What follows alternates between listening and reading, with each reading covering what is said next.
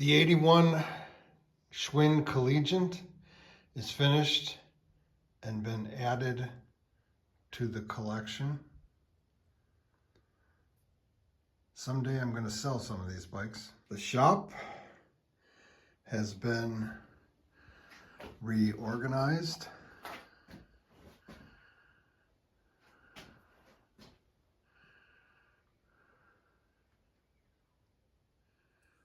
That means it's time for a new bike and a new season. That's what's happening on this episode of Featherstone Bicycles.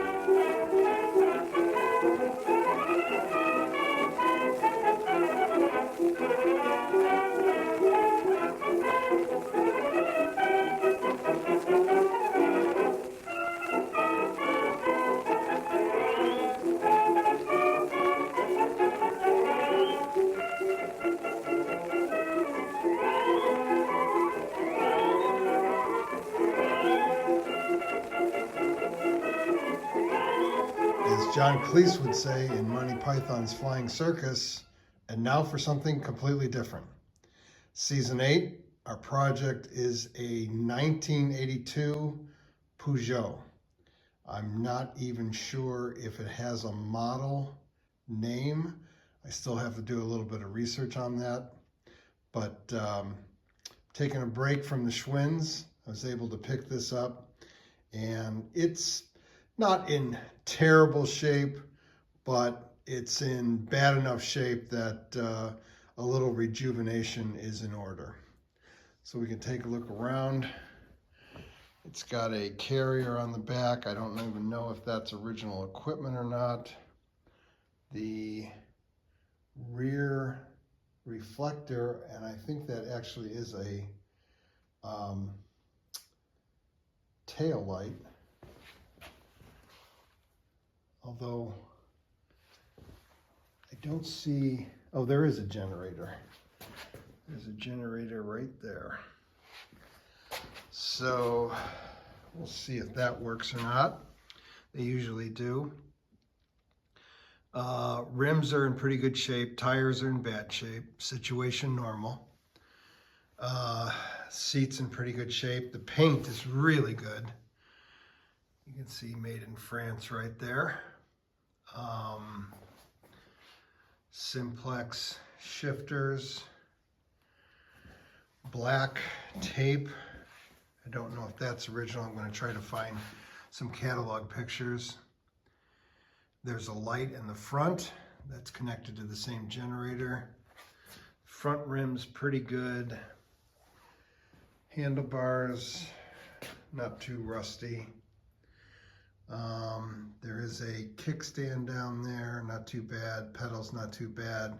Should be a pretty easy project, but I thought taking a break from the Schwinns would be a good thing to do. So let's get started and take it apart. I said this was a 1982, but in the initial research that I did, it's kind of hard to pinpoint the actual year because for some reason Peugeot did not, or there are not any resources that I could find online for matching the serial number with the year, but there were some guides that I found that said on the wheels, you can see made in France there. Hopefully you can see 27 by 1 3/4, and then there's a little diamond there, if I can get it without the glare and in focus. You might be able to see it says 8-2 there. So that's one clue. As I said when I was looking at the wheels for the date, 27 1/4 wheels, and the frame looks to be 21 1/2 inches.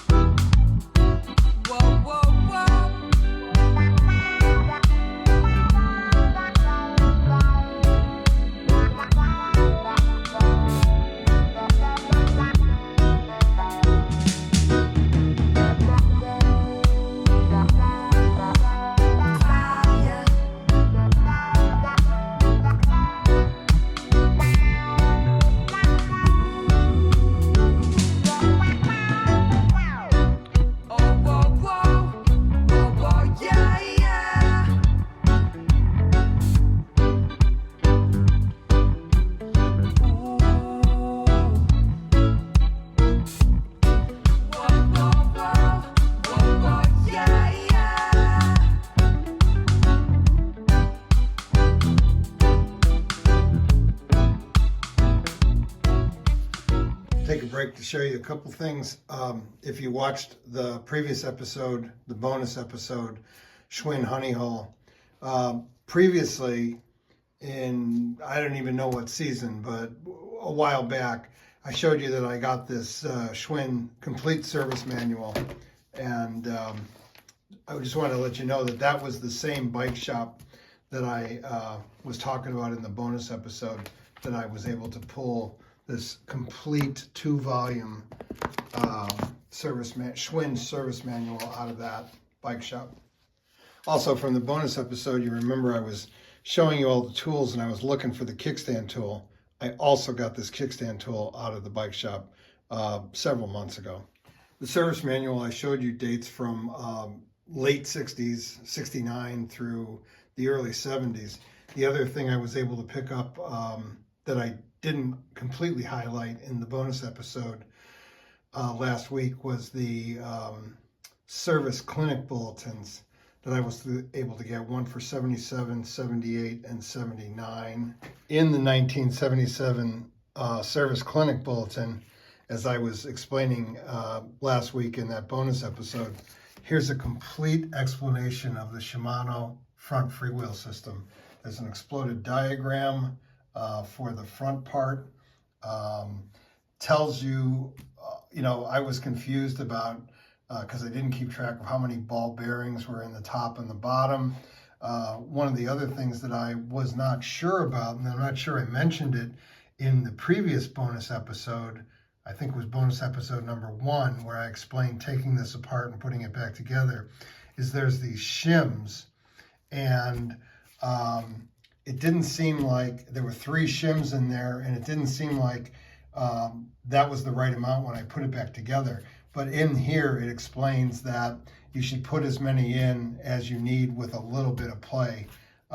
Also in the ball bearings, it explains that you put as many in, leaving room for 1 or 2 spaces. And it does talk about removing this part, which I wasn't able to do. So yeah, and here's the exploded diagram for the sprocket in the back. So pretty cool. Finally, I did show this when I was referencing the front freewheel system, but actually this is a service manual from 1959, and check out the price, $1. And then one last thing, another poster that I got, which is kind of humorous, says, "Congratulations to the new world champion, Lance Armstrong." Talks about foundation of training, determination, fitness, blah, blah, blah. And this was from Shimano. That was a brand new poster. It was folded up, never used. I might actually have this one framed because it's a classic.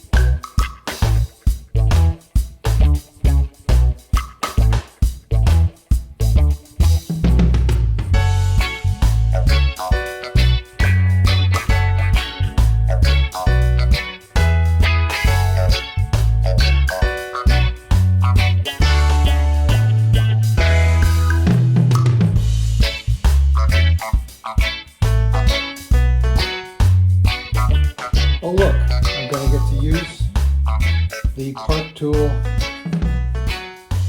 wedge, counter pin removal tool. You know, actually, I was looking at this. I talked about it in the bonus episode. It says H249, but there's an X before it.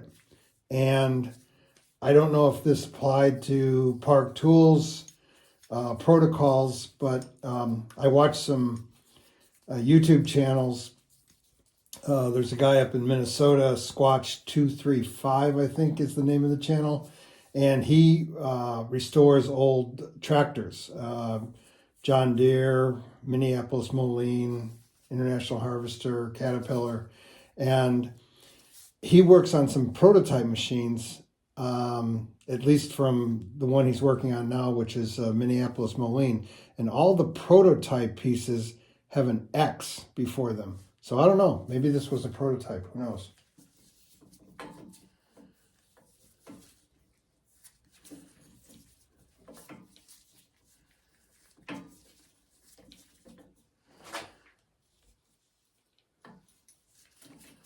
People on YouTube have shown that you can put a nut on there and then just start whacking it with a hammer, but in my experience, that does nothing but damage the pin. I want to make sure it's clear there. Now we'll see if we can get it.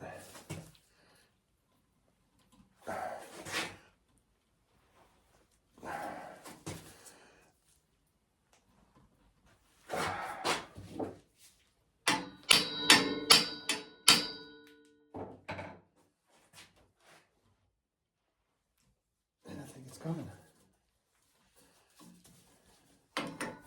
Yep.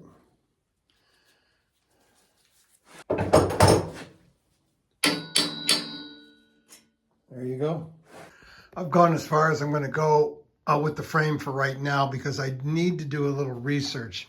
I'm not familiar with this style. This is a little bit newer for me, and I need to do a little research on what I need to do to take that off. So I don't want to break anything, of course. So that's going to do it. Thanks for sticking with me, and I hope to see you next time on Featherstone Bicycles.